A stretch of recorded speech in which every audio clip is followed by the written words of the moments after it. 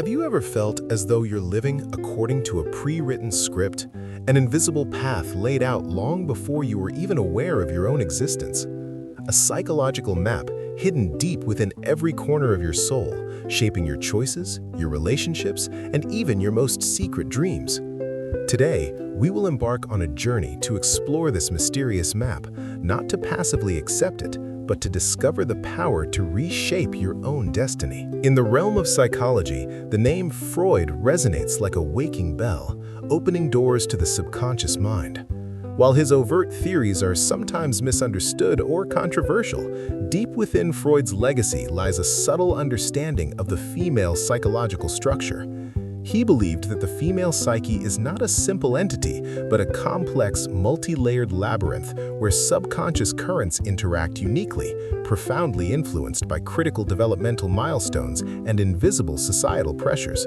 It's like an ancient map drawn with invisible ink, only revealing itself when illuminated by the light of self-reflection and understanding. The female psyche, from this perspective, is a magnificent architectural structure with solid foundations laid during the earliest years of life. Initial relationships, especially with the primary caregiver, typically the mother, create deep, indelible emotional imprints. We often forget, but these first experiences establish fundamental emotional coordinates, shaping how we perceive ourselves, how we trust others, and the value we assign to ourselves. Every word, every hug, every glance, whether intentional or not, becomes one of the first strokes on that map, determining the contours of life's major pathways. And deep within the subconscious of every woman lies a vast treasure trove of unfulfilled potential, suppressed desires, and forgotten dreams. The subconscious is not merely a burial ground for painful memories, but also a fertile garden where seeds of creativity, courage, and wisdom await germination. Too often, however, these potentials are restricted, narrowed by societal expectations, by the molds the outside world imposes upon us. We are taught who to be, what to do, how to feel, and gradually, the inner voice, the voice of our authentic self, grows faint, lost amidst the noise. It's time for us to pause, take a deep breath, and start asking questions. To question the parts of our personality that have been silenced for too long, the aspects of ourselves we've unconsciously buried to fit a certain mold. Are the aspirations you're pursuing truly your own, or merely echoes of desires for social approval? Listen to the whispers from the depths of your soul, for that is where the only truth about who you are resides. The preoipital stage, a concept explored by Freud, emphasizes the importance of the initial bond with the primary caregiver, typically the mother. This is not merely a developmental phase, but a period that establishes the deepest emotional coordinates, shaping the foundation of trust and self-worth. How we were loved, had our needs met, and felt safe in those early years creates an unconscious template for how we will interact with the world later on. If that connection was incomplete, if there are emotional wounds from childhood, they can become blind spots on our psychological map, leading us down winding paths, repeating unhealthy emotional patterns. And as we mature, societal pressures become increasingly pronounced. Social expectations, ideals of the perfect woman internalized from cultural feminine archetypes, from the devoted mother, the virtuous wife, to the successful independent woman, all can create an intense internal conflict. We're torn between our authentic desires and what society expects of us. This tension not only causes mental fatigue, but can also lead us astray, losing touch with our true selves. Have you ever felt like you're wearing a mask, trying to play a role you don't truly want? That's when your psychological map is being distorted by external pressures. But fortunately, the subconscious is not merely a repository of wounds and pressures. It is also an invaluable source of information, a silent guide. Dreams are encoded messages from the subconscious, revealing unacknowledged desires, fears, and solutions. In the realm of dreams, the barriers of consciousness are removed, and our soul is free to express its deepest secrets. A dream of flying might be a yearning for autonomy and freedom.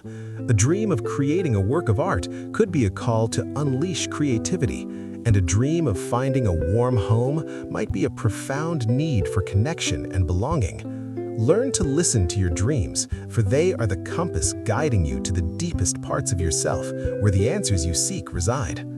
Sometimes, we find ourselves trapped in familiar loops, unconsciously recreating past emotional situations. This phenomenon, which Freud termed repetition compulsion, indicates a subconscious tendency to reenact painful or unresolved experiences, hoping this time to gain mastery and rewrite the ending. Do you find yourself consistently falling into similar relationships or facing recurring challenges at work or in life?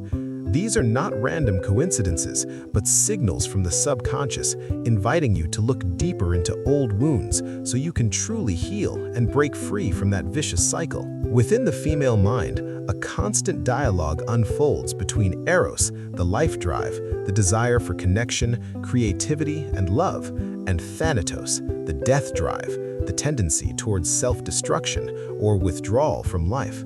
Sometimes, these self-destructive impulses can subtly limit our creativity, prevent us from pursuing our true passions, or hinder our ability to build deep, meaningful relationships. We might erect invisible barriers, fear success, or settle for less than we deserve, all manifestations of Thanatos striving for dominance. Recognizing and reconciling these two forces is a crucial part of the journey to reshape one's psychological map. One of the greatest challenges modern women face is that their identity is often defined by relationships: whose daughter they are, whose partner they are, whose mother they are.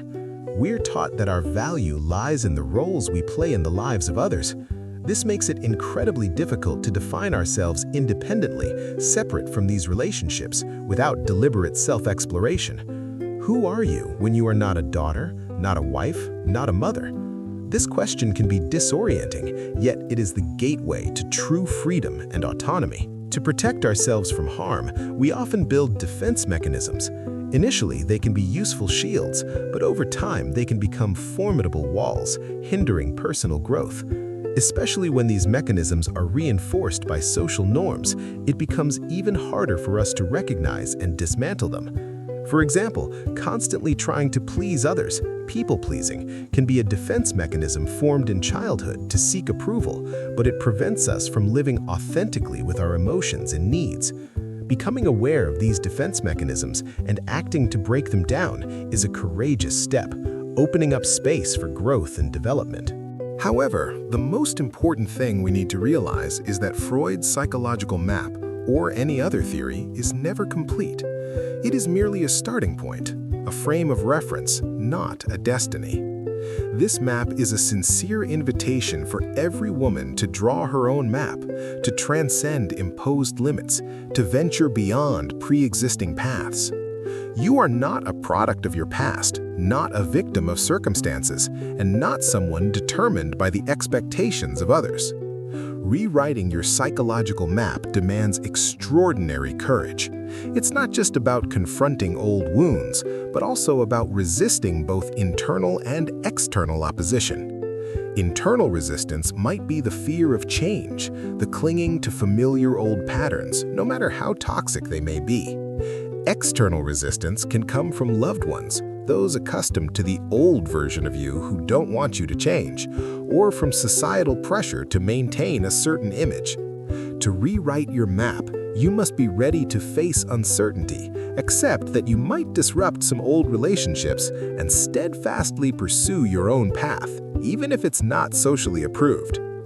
The good news is that modern neuroscience has strongly confirmed that every conscious decision to deviate from old paths, every courageous choice to live authentically, is actively reshaping our brains.